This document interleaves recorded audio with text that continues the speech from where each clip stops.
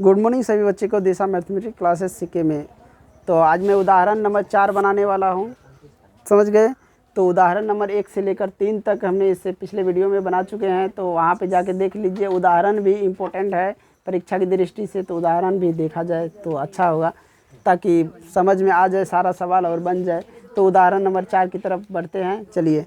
तो उदाहरण नंबर 4 देखिए, यहाँ पे दिया हुआ है कि मयंक ने अपने बगीचे के लिए एक पक्षी स्नान घर बनाया। अच्छा बात है, जो पक्षी का स्नान घर कोई तो बनाया ताकि पक्षी भी उसमें स्नान कर सके, जिसका आकार एक खोखले बेलन जैसा है, जिसके एक सिरे पर अर्धगोला बर्तन बना हुआ है। बेलन की ऊंचाई 1.45 मीटर है और उसकी त्रिज्या 30 सेंटीमीटर है। इस पक्षी स्नान घर का संपूर्ण पृष्ठीय क्षेत्रफल, ये देख रहा है, पक्षी को नहाने के लिए क्या बनाया है रे? स्नान घर, समझ गया। तो उसी के लिए कह रहा है उसका क्षेत्र संपूर्ण पृष्ठीय, इसका संपूर्ण पृष्ठीय क्षेत्रफल ज्ञात करने हैं। तो हम चित्र नहीं बनाते तो नहीं होगा, चित्र नहीं बनाते हैं, ये मान के चलो बेलनाकार है। हम तो सोचे कि नहीं बनाते, लेकिन बना देते हैं। और इसके अंदर जो अर्धगोला है, समझ में आया। इसका 4 गो खंभा भी तो है जिस पे खड़ा है ये, समझ गया। इसकी ऊंचाई कितना है? यहाँ से लेकर यहाँ तक ऊंचाई 1.45 है।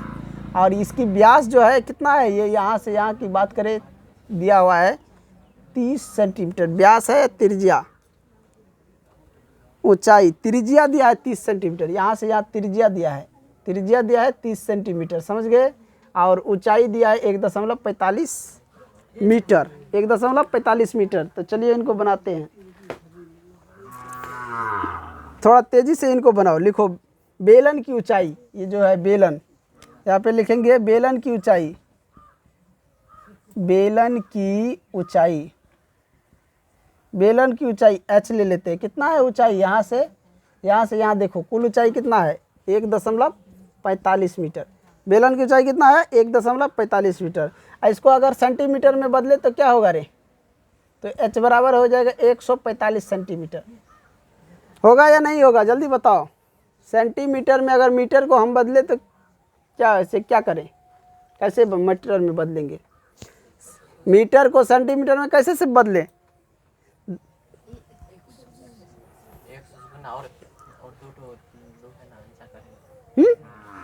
हम तो लिख दिए h बराबर 145।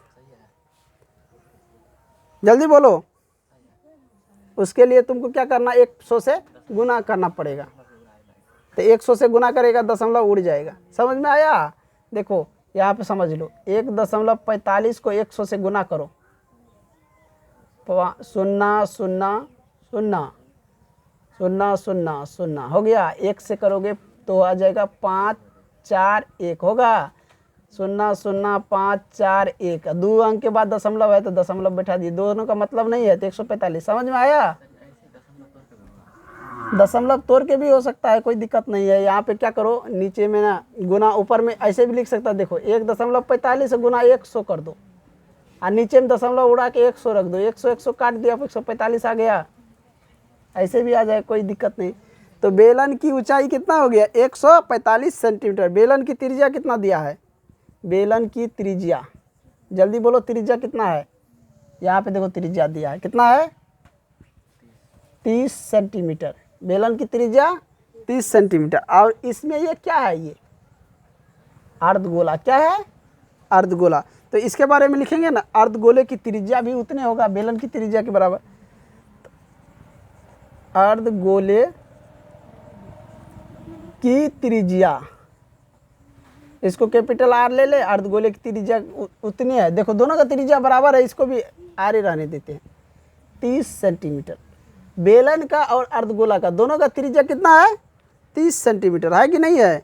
तो पक्षी स्नान घर का संपूर्ण पृष्ठीय क्षेत्रफल निकालो। यहाँ पे पक्षी स्नान घर के संपूर्ण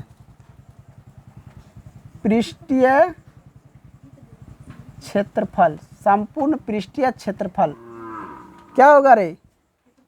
जल्दी बोलो, सूत्र क्या होता है?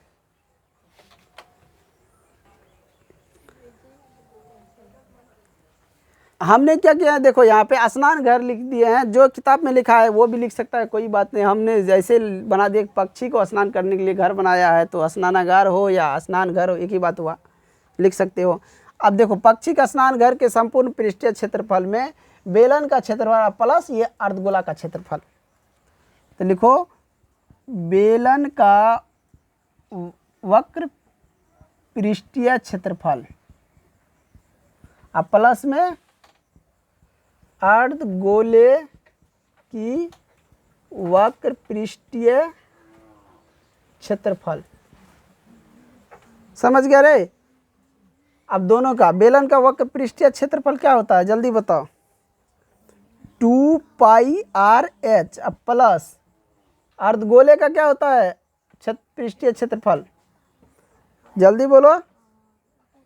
उसका भी होता है 2πr² होता है या नहीं होता है, जल्दी बोलो, होता है या नहीं। अब दोनों में से क्या कॉमन आएगा, यहाँ पे देख के बता सकता है। 2πr बच जाता है h+r, यही ना बचता है। चलो यहाँ पे देखो फिर 2 गुना पाई का मान कितना कर रहा है लेने के लिए, 22/7 गुना r कितना है, r देखो 30 सेंटीमीटर, गुना h का मान कितना है, ऊंचाई देखो दिया हुआ है 145 प्लस r कितना है 30। ये कटेगा नहीं कटेगा, तुम पहले गुना कर दो, समझ में आया। काटना है तो काट दो, नहीं तो गुना करो। 22 दूना 44, 44 गुना 30 बट्टा में हो जाएगा 7 और गुना हो जाएगा इधर, इसको जोड़ोगे तो कितना होगा 175। 7 से इसको काटोगे तो कितना होगा रे, 0.35 होता है या 25, 7 से काट के देखो।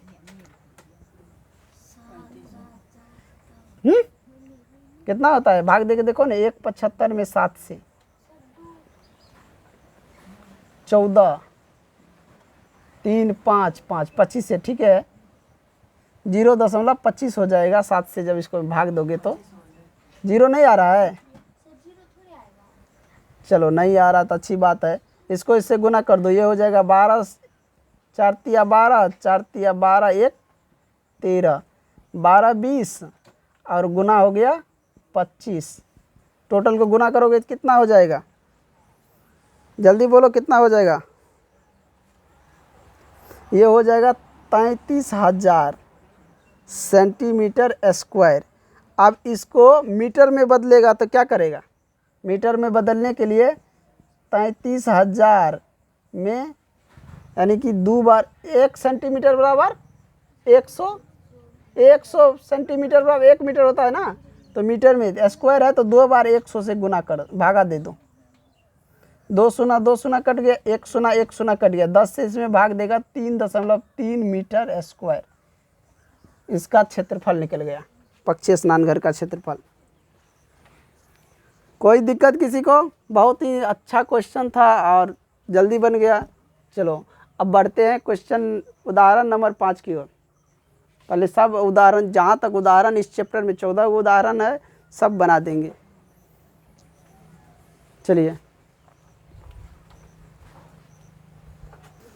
चलिए तो हम उदाहरण नंबर 4 ये बना चुके थे, पक्षी स्नान घर। अब चलते हैं उदाहरण नंबर 5 में। तो उदाहरण नंबर 5 निकालो सब। उदाहरण नंबर 5 देखो कहाँ दिया हुआ है, यहाँ पे दिया है प्रश्नावली 13.1 के लास्ट में। यहाँ पे देखिए ये दिया हुआ है, शांता किसी शेड में एक उद्योग चलाती है। शांता क्या करता है, किसी शेड में एक उद्योग चलाती है। उद्योग मतलब कोई काम करवाती है, समझ गया। इस शेड का एक घनाभ के आकार का है, जिस पर एक अर्ध बेलन है। ये शेड दिख रहा है, नीचे में घनाभ का आकार का, ऊपर में क्या है, अर्ध बेलन। अब तुम लोग बोलोगे बेलन का तो बता दिए थे, अर्ध बेलन का तो बताया ही नहीं। अर्ध गोला बता दिए थे, अर्ध बेलन नहीं बताया। तो कोई बात नहीं, जो बेलन का क्षेत्रफल होता है ना, उसी को वैसे क्या करेंगे, उसमें 2 से भाग दे देंगे, हो जाएगा अर्ध गोला का, समझ गया। आगे देखो फिर क्या कह रहा है। यदि इस शेड के आधार की विमाएँ दिया है 7 सेंटीमीटर गुना 15 मीटर तथा घनाभ का भाग की ऊंचाई 8 मीटर, तो शेड में समावित हो सकने वाली हवा का आयतन ज्ञात कीजिए। अब पुनः यदि एक यह मान ले कि शेड में रखी मशीनरी 300 मीटर क्यू स्थान घेरती है तथा शेड के अंदर 20 श्रमिक है जिन्हें प्रत्येक 0.08 मीटर क्यू की औसत से स्थान घेरता, तब शेड में कितनी हवा होगी। इस शेड में एक मशीनरी है जो कि 300 सेंटीमीटर क्यू स्थान घेरता है। अब 20 श्रमिक यानी काम करने वाला मजदूर 20 गो है जो कि 0.08 मीटर क्यू स्थान घेरता है। समझ गया। तो उस शेड में कितना हवा है उसका आयतन निकालना है। तो चलो बनाते हैं सवाल को। बात नहीं बनाएगा, समझ गया। यहाँ पे लिखो, चित्र बना दे रही है। चित्र है घनाभ का आकार का, बक्से बना दो। बक्सा है तो कोई दिक्कत नहीं है। तुम लोग को बक्सा लग रहा है तो बक्से बना दो।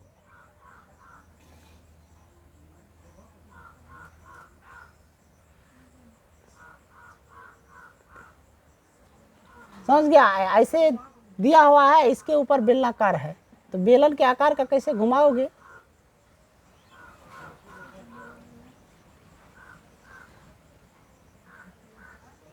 ये है, इस प्रकार से आरोपित है। इस प्रकार से क्या है, आरोपित है। या नहीं तो ऐसे ले लो।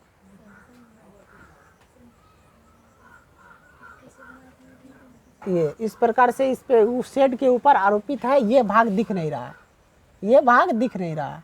यही ना है कि ये भाग दिख नहीं रहा है। समझ गया। तो इसकी बीमारी दिया हुआ है 7 मीटर गुना,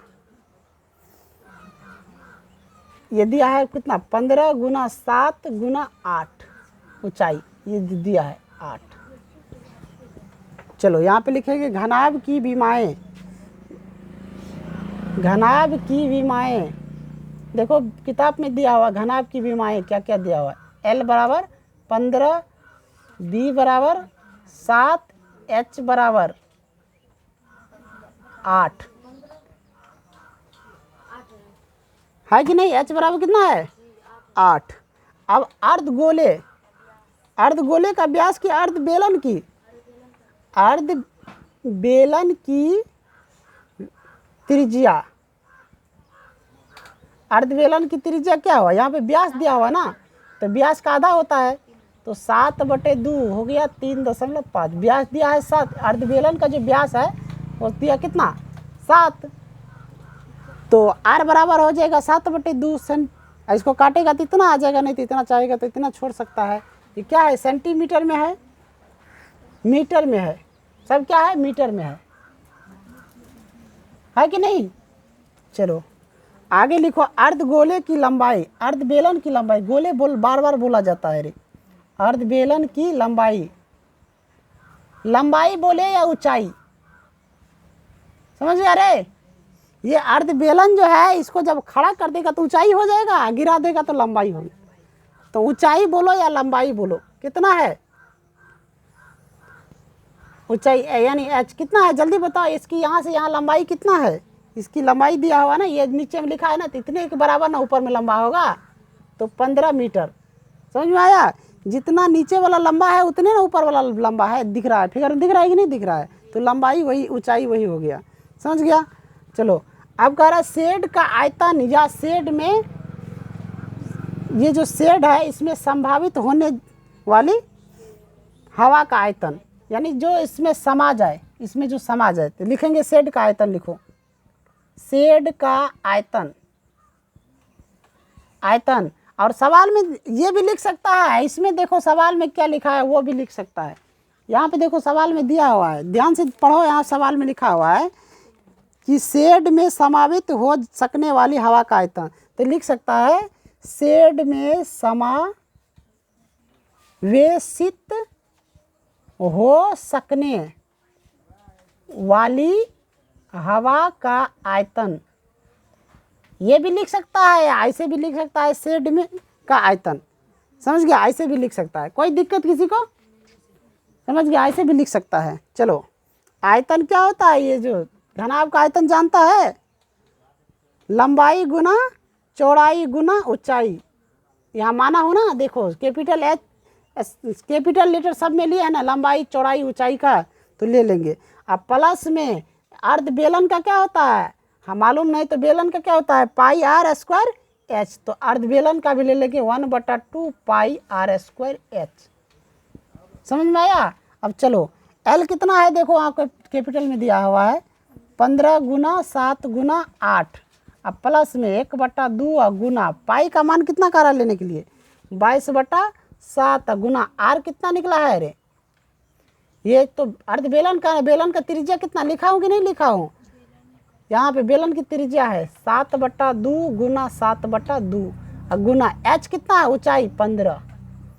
7 से 7 काट दो, समझ गया, 2 से 2 काट दो, कट जाएगा कि नहीं कट जाएगा, इस 2 से ये कट जाएगा 11 बार में, हो गया। तो यहाँ पे क्या करेंगे, इस सब को गुना करेगा तो कितना होगा 15 8 120, 15 8 120, 120 7 कितना होगा, जल्दी गुना करो कितना होता है, ये हो जाएगा 840। अब प्लस में हो जाएगा, इसको जो गुना करेगा 11 गुना 7 77 गुना 15 कितना हो जाएगा 1155। अब बटा में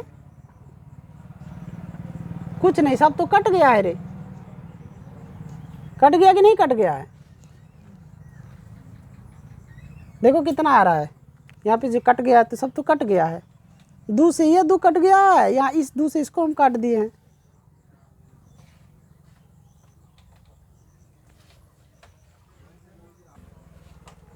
देखो यहाँ पे ना मिस्टेक हो गया है, 2 से नीचे वाला 2 नहीं कटेगा, इस 2 से इसको काट दिए, यहाँ पे आ गया 11, समझ गया, यहाँ 2 बच गया, तो ये और ये गुना हो जाएगा यहाँ पे 2। अब बाकी यहाँ पे हमने गुना किए, कोष्ट में देखो लिख देता हूँ 11 गुना 7 गुना 15, इसको जब गुना करोगे तो ये हो जाएगा 1155 गुना करके,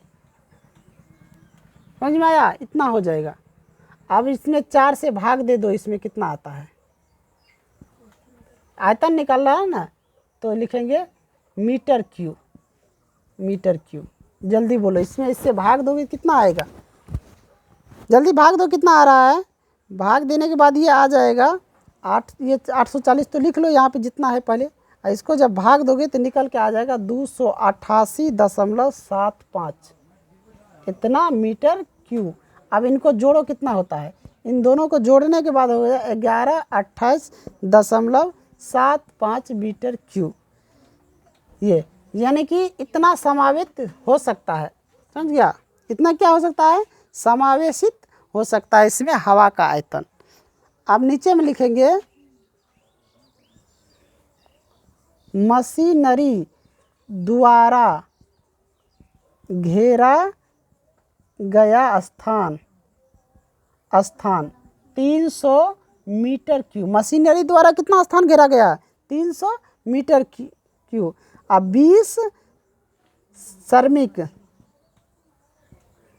श्रमिकों द्वारा घेरा गया स्थान कितना था रे 0.08 मीटर क्यूब, 20 श्रमिक, यानी कि 20 एक श्रमिक कितना, यहाँ पे एक श्रमिक इतना घेरा, तो 20 को गुना कर दो 0.08 मीटर क्यूब से, गुना करोगे तो कितना आएगा, 20 को इससे गुना करो कितना आता है, जल्दी स्पीड में थोड़ा गुना करो, तो गुना करने के बाद 1.6 मीटर क्यूब आएगा, 20 से जब इसको गुना करोगे तो 0.08 मीटर क्यूब को, समझ गया। अब जगह तो है नहीं, तो हम सवाल को मिटाएंगे तभी आगे बना सकते हैं, थोड़ा सा बचा है, सवाल क्लियर हो गया, थोड़ा सा और 1-2 पॉइंट आगे निकलेगा, उसके बाद इसका सब कुछ निकल जाएगा। जो इसमें कह रहा है कि स्थान घेरता है कितना, जो खाली जगह जो बचता है उसी में ना हवा रहेगा, जब श्रमिक है मशीन है तो खाली जगह में हवा रहेगा, तो हवा का आयतन निकाल देना है, खाली जगह का हवा का आयतन।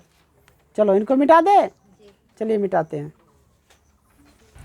अब देखो, अब शेड में जो हवा का आयतन है तो कह रहा उसका निकालने के लिए, तो जब देखो जब मशीन भी है आदमी भी उसमें श्रमिक भी है, उस समय कितना हवा का आयतन है, तो लिखेंगे शेड में हवा का आयतन कॉमा जब उसमें मशीनरी और श्रमिकों मशीनरी और श्रमिकों, श्रमिक है, मशीनरी और श्रमिक है। शेड में हवा का आयतन जब उसमें मशीनरी और श्रमिक है तब